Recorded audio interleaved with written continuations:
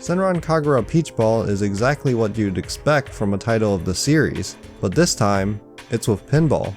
With the spin-off titles of the series ranging from a rhythm game, a third-person shooter, and a dating sim, it comes with little surprise that Honey Parade Games would throw their hat into the pinball ring. The big question then comes down to whether or not it's a quality game with fan service baked in, or just a hollow title with simple excuses for some TNA. Fortunately, as with most Senran Kagura games, Peach Ball falls into the former category. The developers don't really hold back on the crazy fanservice factor, as that's definitely one of the main selling points. Peach Ball is certainly the type of game that will fall under the came for the TNA, stayed for the pinball category of games that I hadn't encountered up until now. Admittedly, I prefer when the girls fight as shinobi rather than act as part of the pinball machine in furry outfits.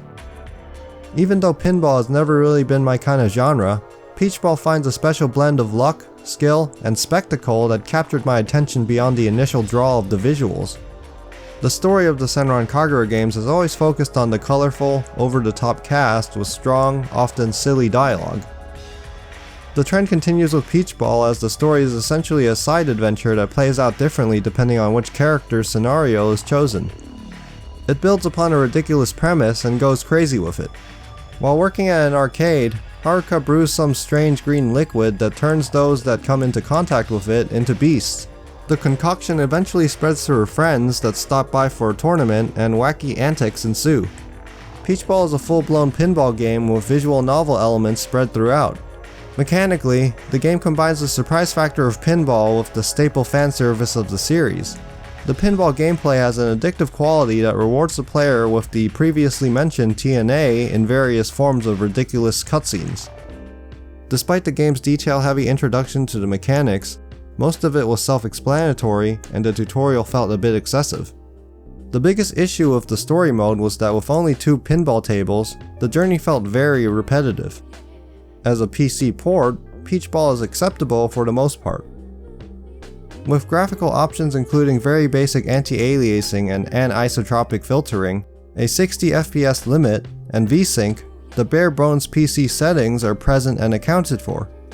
Unfortunately, the lack of a texture quality option bottlenecks the higher end rigs and prevents the lower end machines from running well. Nonetheless, the game fortunately has controller support, rebindable keys and buttons, as well as mouse control for menu navigation. Overall, Peach Ball is a strong entry in the Senran Kagura series. Not only does it provide an appealing avenue into pinball, it also made me want to finish past Senran Kagura titles that I've missed. With Senran Kagura creator Kenichiro Takaki leaving Marvelous, the future of the franchise looks dire. Even so, this latest title would be a fine send-off for a fun series. Peach Ball is a pinball game that is well worth playing for longtime fans and newcomers alike. Regardless, it's only worth recommending to those open to high degrees of fan service and pinball.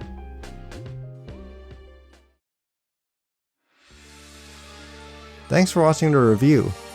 The original review was written for DarkStation and I was provided a review copy. If you enjoyed it, feel free to like the video and consider subscribing to my channel. If you want more, here are some of my other videos.